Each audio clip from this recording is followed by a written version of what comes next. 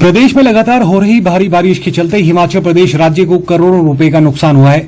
इस विषय में जानकारी देते हुए उप मुख्यमंत्री मुकेश अग्निहोत्री ने बताया कि भारी बारिश के चलते हिमाचल पथ परिवहन निगम की बसों के 1007 रूटों पर चलने वाली बसों के रूटों को सस्पेंड किया गया है, जबकि राज्य तथा राज्य से बाहर चलने वाली परिवहन निगम की 452 बसें विभिन्न स्थानों पर बारिश के कारण रुकी हुई हैं। उन्होंने परिवहन निगम के स्टाफ को निर्देश दिए हैं कि जहां भी जोखिम हो वहां पर बसों को न चलाएं तथा बस चालक पूर्णतः एहतियात बरतें ताकि किसी प्रकार का नुकसान न हो।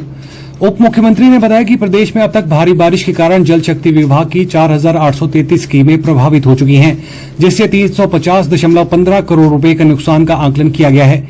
उन्होंने बताया कि ज्यादातर पेयजल स्कीमें नदी नालों व खड्डों के किनारे होने के चलते प्रभावित हुई हैं। इसके अतिरिक्त सिंचाई, सीवरेज व बाढ़ नियंत्रण की योजनाओं को भी भारी नुकसान हुआ है। उन्होंने बताया कि भारी बारिश व बाढ़ में राज्य के लोगों का जान माल के नुकसान से बचाव करना प्रदेश सरकार की सर्वोच्च प्राथमिकता है। इसके साथ ही बिजली, पेयजल व अन्य जरूरी सेवाओं को सुचारू रूप से बहाल करने संबंधित विभागों को निर्देश जारी किए गए हैं। देखिए,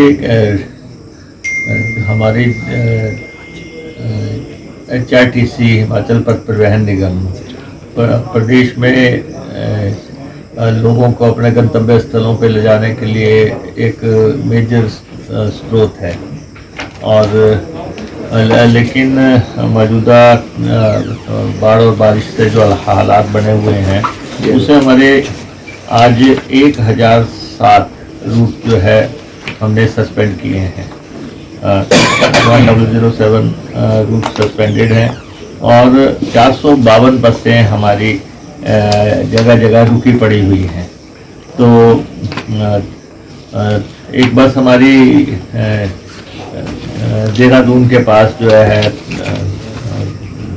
आपने देखा होगा कि जिसमें बहुत सवारियाँ थी और वो फ्लड में फंस गई थी, और वो ड्राइवर की लापरवाही का भी मामला था। ड्राइवर को सस्पेंड कर दिया गया है। और लेकिन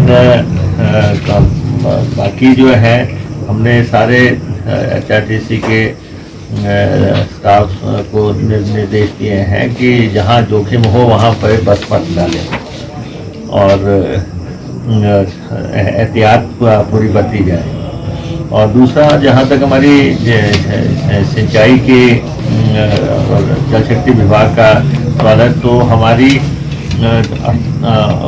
लगभग 5,000 के आसपास स्कीमें, 4833 स्कीमें हैं जो अब तक प्रभावित हो चुकी हैं।